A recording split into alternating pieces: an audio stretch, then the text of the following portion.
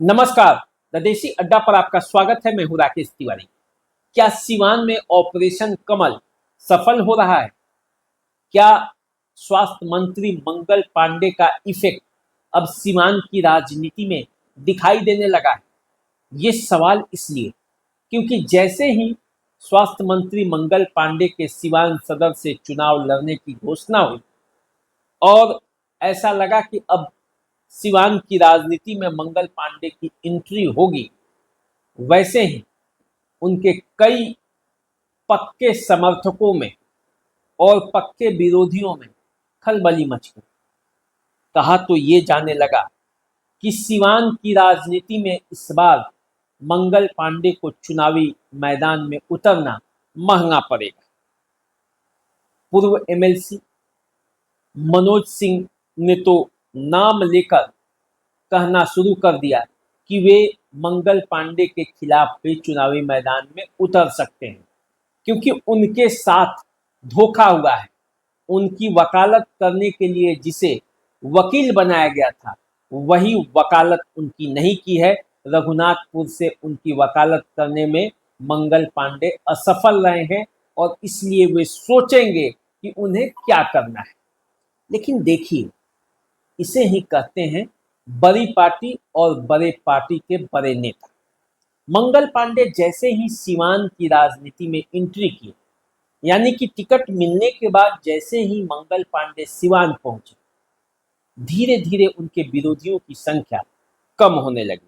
जैसे देखिए, सिवान जिले में मंगल पांडे के सबसे बड़े विरोधी कौन थे? अक्सर अखबारों में, अक्सर मीडिया में, अक्सर सोशल मीडिया में जिनका नाम आता था, वे थे ओम प्रकाश यादव। सिवान के पूर्व सांसद, दो बार ओम प्रकाश यादव अक्सर मंगल पांडे को लेकर कुछ न कुछ बोलते रहते थे।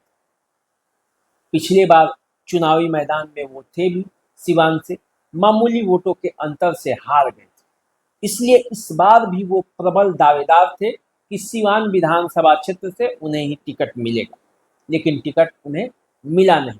तो कहा जा रहा था कि ओम प्रकाश यादव बगावत पर उतर जाएंगे, लेकिन क्या हुआ? ओम प्रकाश यादव अब शांत हो चुके हैं। ओम प्रकाश यादव सिवान के बदले अब रघुनाथपुर में एनडीए प्रत्याशी के पक्ष में दिन रात मेहनत कर रहे हैं। वहां से जनता दल यूनाइटेड के विकास कुमार सिंह उर्फ जीसू सिंह चुनावी मैदान में है। अब ओम प्रकाश यादव उनके साथ लग गए। कहने का मतलब है कि कहा जा रहा था कि विरोध करेंगे, विरोध उनका शांत हो चुका है। उनके बेटे हैप्पी यादव वो मंगल पांडे के साथ लगकर अब उनके चुनावी प्रचार का हिस्सा बने हुए।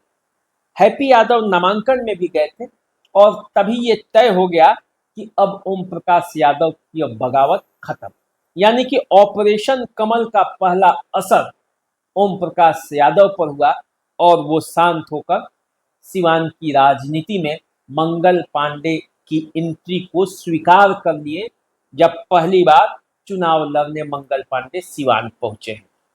देखिए, दूसरा बड़ा नाम था पूर्व एमएलसी मनोज सिंह का, कोऑपरेटिव बैंक के अध्यक्ष।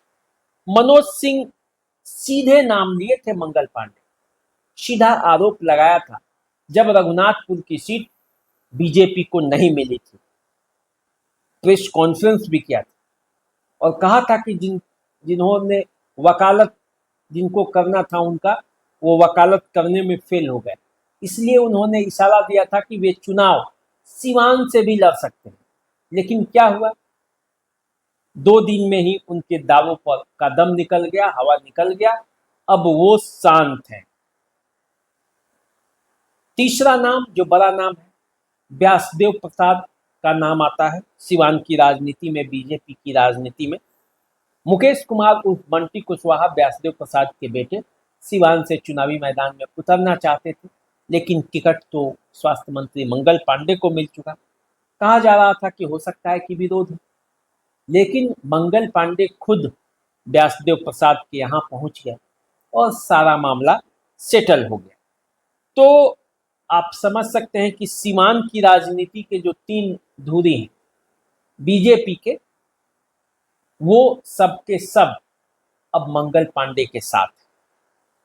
व्यास सिंह जो कि सीवान की राजनीति में अपनी भूमिका अदा कर सकते हैं, व्यास सिंह पहले से ही मंगल पांडे के साथ है, दरौदा से विधायक हैं, बीजेपी के प्रत्याशी, तो उनका साथ तो मंगल पांडे को मिला ही है।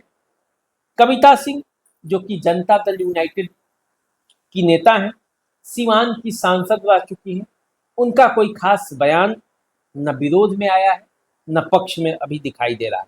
लेकिन कविता सिंह अब जनता दल यूनाइटेड की प्रचारक हैं, स्टार प्रचारक की सूची में है, तो आप समझ सकते हैं कि उधर से भी सामने से कोई वार नहीं होगा और सामने से कोई विरोध नहीं होने वाला है। सीवान के जो मौजूदा सांसद हैं विजय लक्ष्मी कुशवाहा और रमेश कुशवाहा, दोनों का भरपूर साथ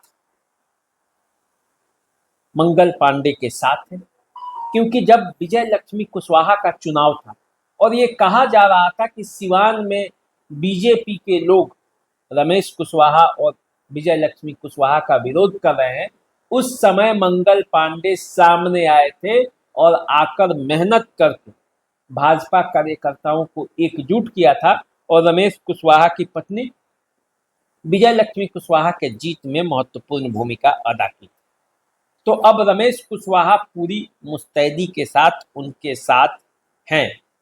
कहने का मतलब यह है कि एनडीए में जितने भी विरोध के स्वर अब धीरे धीरे उस पर ऑपरेशन कमल का असर हो चला है। विरोध के स्वर धीरे धीरे शांत पड़ते जा रहे हैं और सपोर्ट अब बढ़ता जा रहा है। उसी तरह से देखिए, अब आरजेडी की बात करते हैं तो आरजेडी में भी विरोध के स्वर थे। आरजेडी में जीवन यादव यहां से चुनावी मैदान में उतरना चाहते थे, लेकिन अवध बिहारी चौधरी के राजनीतिक कद, उनकी पहुंच को मानिए, जीवन यादव भी अब बैठ चुके हैं। जीवन यादव ने भी कोई नामांकन नहीं दाखिल किया और न चुनावी मैदान में उतरे, जैसा कि पहले कहा जा रहा था कि निर्दलीय प्रत्याशी के तौर पर भी चुनावी मैदान में उतर सकते हैं। तो आरजेडी में भी कोई विरोध नहीं और इधर बीजेपी का जो विरोध था वो भी खत्म हो गया है, यानी कि मुकाबले अब आर पार के होंगे, इधर से भी और उधर से भी, यानी कि अब लड़ाई जो है वो एनडीए और आरजेडी में सीधा सीधा होगा। और इसलिए होगा क्योंकि एनडीए के वोटर अब एनडीए के साथ एकजुट हैं और आरजेडी और महागठबंधन के वोटर महागठबंधन के साथ एकजुट हैं। अब देखिए, इसमें दोनों तरफ एक एक परेशानी। ऑपरेशन कमल के बावजूद बंटी सिंह, उससे मंगल पांडे को नुकसान पहुंच सकता है। उधर महागठबंधन को नुकसान पहुंचा सकते हैं एआईएमआईएम के प्रत्याशी मोहम्मद कैफुल बंटी। तो देखिए, दोनों तरफ बंटी हैं, दोनों तरफ के प्रत्याशियों को नुकसान पहुंचा सकते हैं। भाजपा और आरजेडी के आधार मतों में अब सीवान में मुकाबला होना है।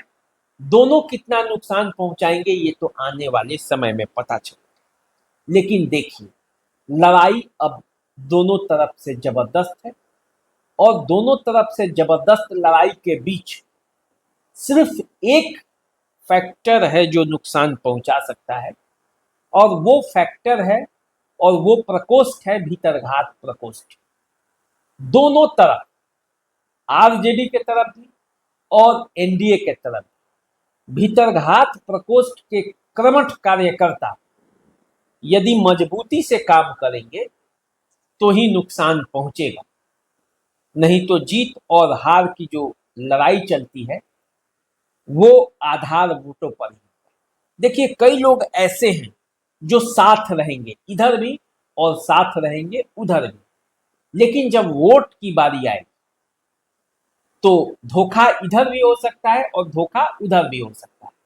तो जिसने वो भीतरघात प्रकोष्ठ को साध लिया जिसने भीतरघात प्रकोष्ठ को समझ लिया और उसे संभाल लिया, उसके कार्यकर्ताओं को, जो मजबूत कार्यकर्ता हैं, बिना फीस के कार्यकर्ता हैं, उनको जिसने साध लिया, समझिए कि सीवान की लड़ाई में जीत उसकी तय है। वोटर इधर भी है, वोटर उधर भी है, वोटर दोनों तरफ से मजबूती के साथ चुनावी मैदान में है।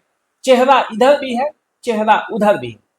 उधर यदि विधानसभा अध्यक्ष और पूर्व मंत्री हैं, तो यहां मंगल पांडे जो कि खुद स्वास्थ्य मंत्री हैं, बीजेपी के प्रदेश अध्यक्ष रह चुके हैं, तो चेहरे भी बड़े हैं दोनों तरफ से। राजनीति का अनुभव भी बहुत बड़ा है। मंगल पांडे बंगाल के प्रभारी भी रह चुके हैं। मंगल पांडे बिहार की राजनीति में बीजेपी के वैसे चेहरा है जो अन्य जगहों की पॉलिटिक्स भी तय करते हैं। अवध बिहारी चौधरी के पास चुनाव लड़ने का अनुभव है, तो मंगल पांडे के पास चुनाव लड़वाने का अनुभव है। अब दोनों अनुभव में सीवान में कौन बाजी मारेगा, ये आने वाले वक्त में पता चलेगा। तो जैसे कुछ और होगा हम आपको बताएंगे। आप हमारे साथ बने रहिए, देखते रहिए द देसी अड्डा। चैनल को सब्सक्राइब कर लीजिए, फेसबुक इंस्टाग्राम पर हमें फॉलो कीजिए। अभी दीजिए इजाजत, नमस्कार।